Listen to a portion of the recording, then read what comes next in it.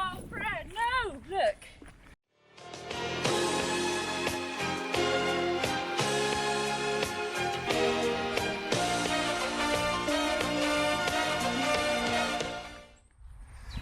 So it's rest day for me today. A little bit sore after yesterday, which is to be expected after doing some unplanned efforts. I thought I'd do something a little bit different.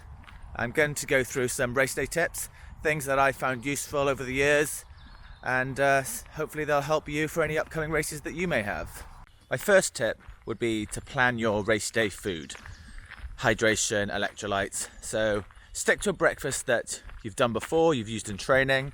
I like to have something simple like porridge or toast with a banana and a coffee, glass of water. I add some electrolytes to that water, and I also load on electrolytes in the days preceding the marathon or whatever race it is. I like to eat 3 to 4 hours before a race, let it all settle, maybe have like a snack maybe closer to the race, a banana or an energy bar or even a gel an hour before. And for me, just stick to things that you know. There's no point in trying something new on race day, so have a normal breakfast. Don't think that you have to have a huge breakfast because it's marathon. You've had your carb load, your muscles are full of glycogen ready for the race. So just have something that's manageable, that's going to settle, ready for the race. So my second bit of advice would be to get your kit ready the night before. Lay it all out. Make sure you remember pins. If you've already got your bib, pin it onto your vest ready, or your t-shirt or whatever you're wearing.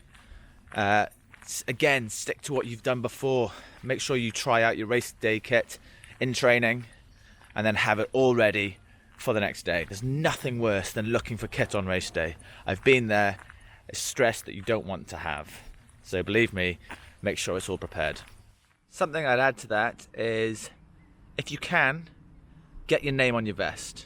You can get iron-on names, which you can just iron onto the top of your vest, or write it on with a bold marker, or somehow get your name printed, because it makes such a difference on race day. When people are supporting and shout your name, you'll be amazed the difference it makes to your running and how the boost it gives you. So get your name on your vest, have people shouting your name, and thank me later. Next tip, leave early. Plan your route, plan your parking, just think about getting to the race. Give yourself loads of time. Being stressed about making a race and am I going to get there in time? I don't know where bag drop is, where we're going to park. It's just awful. Leave a little bit earlier, know where you're going to park. It makes race day a much less stressful experience. One of the best tips I was given as a beginner, and I now use for pretty much every race, is to take old clothes or a throwaway layer to the start line. After you've got rid of your bag drop, you don't want to be freezing there in some shorts and a vest. So go to a charity shop or use an old race day t-shirt or just something old that you've got from the cupboard to keep warm. You can throw it away to the side, and then those clothes are normally then given away to charity anyway. So it's a great way of giving to charity and staying warm on the start line, and it makes a hell of a difference. One time I went and bought this massive raincoat from a charity shop, and it was pretty much down to my ankles. It kept me dry, warm, threw it away before we started going, and it just made such a huge difference. This one counts for any race, but especially a big event. Plan your use of the toilet. You are going to need the toilet. There are going to be huge queues. If you know of a toilet which you can use before you get to the main event village, that's great, and can save some time. You'll probably need to go again anyway, so account for that in your plans. Maybe even bring some loo roll with you, because you'll most likely be using portaloos and there may not be any in there. Basically, plan your use of the toilet. So this next one is not for everyone, but it refers to caffeine. I love to use caffeine on race day. It has a performance enhancing effect. It makes your perceived effort less. It just gives me that boost that really helps on race day. Don't take it if you don't normally have caffeine. I drink a lot of coffee anyway and it sits fine with me. So I take some Pro Plus or some caffeine shots, and it has a massive effect on my race day. So this next one seems really obvious, but it's the thing that surprises me the most about going to a race day, is warm up and drills. I would never dream of racing without warming up and doing some drills, and yet I see thousands of people just standing around and then starting the race from cold. One, you're more likely to get injured, and two, you're not going to perform to your best. There's a reason why you see the elite athletes warming up and doing these drills. It gets your body prepped to perform to its best ability. It reduces the chance of injury, and it just makes you have a better race day experience. So get your body warm, just a light little jog, 5-10 minutes is all you need. A few drills to get the legs moving, and then when you start the race, you'll just feel a massive difference. I've been told by some people that they feel silly warming up and feel a bit ridiculous doing drills, and that people look at them differently or think they're taking it too seriously. But you've trained hard for this race. Why should you perform less well than your ability because you might look stupid? It doesn't look stupid to warm up. It looks like you know what you're doing. So forget what other people think. Are you a lion or a sheep? Lions don't care about the opinions of sheep. Get your warm up done, race better. So for my next tip, before the race, set up your watch. For me, I use a Garmin, and I like to have different data fields on show in a race than I would in training. So I've got rubbish eyes, so I only have two data fields shown on each screen. And screen 1, my main screen, is just average pace and lap pace. What that means is I can see exactly how fast I've done the whole race so far. I can also see what pace I'm doing for that current mile. It really helps me stay on track and pace the race sensibly. For the second field, I just have time and distance. Simple. You want to know how far you've gone and you want to know how long it's taken you. Linking into the last point, pace your race sensibly. People go off like headless chickens, and it just builds up lactate in their muscles, and it's like just tying, I don't know, weights to your legs. Why would you run the rest of your race like that? It ruins everything.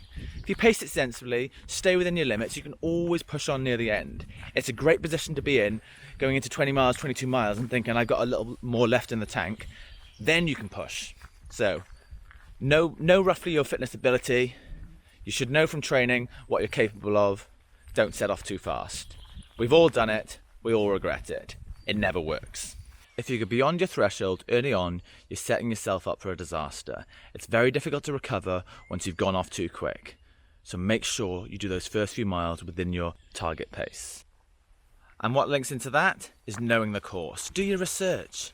Know if there are hills. Don't just guess that it's going to be flat and then be surprised when there's a big climb. Know when they're coming. Plan your race strategy in accordance with that. If there is a hill, you need to back off your target pace, and then you can pick it up a little bit on the downhills. It's important that you know the course, know where the hills are, but it's also important that you know where the water stations are, where there's fuel stations. These things help. And also it helps you break down the race as you're running. If you know there's a water station at mile 8, you're like, right, just make it to the water station on pace. Break down the race into chunks in your head, and it really helps. It will get tough. So my biggest piece of advice is have mantras ready. Know your why. Think about a mantra that is going to get you through when it gets hard. For me, mile 20, mile 22, I want to think pain is temporary, pride and that medal lasts forever. So get something that resonates with you, so when it gets tough, they'll get you through. Linking back to an earlier point, have a water and gel strategy in your mind, in place, planned, ready for the race. Don't just think I'll take a gel whenever. Practice it in training. Practice taking water in training. Practice taking the gels. And then on race day, know exactly how you're going to perform. You can almost visualize the whole race in your head before you even get to the race. This is becoming a bit of a mismatch of tips. But as well as knowing the course, know where your support on the course is going to be. If you've got friends or family, know which side of the course they're going to be, what mile it's going to be. It makes such a difference. Have them make a sign or shout really loudly or wave their hands. But if you know, mile 8, I'm going to see my friends, they're going to be on the left. It gets you excited, you can't wait for it. You don't want to miss them. It's the bugbear of many runners of our age, GPS. Don't rely on it. Yes, wear it. But if you get some weird splits and there's large buildings around, maybe the GPS isn't connecting correctly. It's happened in races. In the London Marathon, when you're in Canary Wharf, you're not going to get accurate splits. Trust your feeling. Trust how it feels, your breathing. You know, you've run at this pace many times before. You know if you've dropped off. To add to this, you will run longer than a marathon. I think in my first marathon I ran 26.4, 26.5 on the GPS. So don't think, oh, I'm nearly there when it's 26.1. There is a bit more to go. And plan this into your average pace. So I knew for my first marathon that I think it was a 5:43 average pace would get me the target I wanted, but I made sure to run at 5:40. Turned out I ran 5:41 and I got in within 4 seconds. That was leaving it a bit close. Finish strong. There's always more to give. If you're not on the floor collapse, you've got more to give. It's in your head. I actually find it easier. That last bit of sprint, it's almost like you activate the fast twitch muscles and it feels a bit different. Just give it all. The crowd are going crazy. This is your chance to really enjoy that last final sprint. Finish strong, cross that line. Oh, and don't reach straight for your watch. You'll ruin all of your pictures. So just cross that line, big cheer, arms out wide, and embrace the moment. That actually is quite a good point about reaching for your watch, ruining your photos. On the course, look out for the cameras, smile, enjoy your day, soak it up. It actually distracts from the pressure you might have put on yourself by looking out for cameras, smiling. You'll get some great race day pictures. Sometimes they cost a bit. But if, like me, you like to use Instagram, a couple of quid for a picture, it's not too bad. It will help you capture the moment. So you finished the race. Now what? I like to pack a bag ready for the end of the race. I want a protein shake ready, maybe a snack, some sugar, water. I want to get some electrolytes in, some salts. I think about how I'm going to start that recovery process straight away. Also, a change of clothing. I don't want to wear that sweaty, sticky, salty kit anymore, especially a change of trainers. Either trainers or some sliders or flip-flops are my favourite. You finish the race, you've got some protein in, you change your kit, perfect. Now you want to find your family and friends. Well, a lot of the time at the big events, it's really difficult to get signal on your phone, so plan where you're going to meet them beforehand. If you all know where you're going to meet, it makes life a lot easier. Then you can celebrate, go for a drink, get some food, take some pictures with your medals, just enjoy yourself. Hopefully you found your friends, you've had a meal, you've got some food back into you, maybe a beer, maybe some water. You do want to rehydrate, but there's nothing wrong with having a celebratory beer. You've earned it. So parallel with the point of planning your way to get to the race, plan your way to get out of there. My first marathon, I was cramped in the back of a car for 4 hours. That's not what you want to do. So plan the most comfortable journey you can to get home. So once you are home, I like to have an Epsom salt bath, relax, and just think about the race. Think about what happened. Think about what a great experience it was and try and treasure that moment. But yeah, get in that salt bath.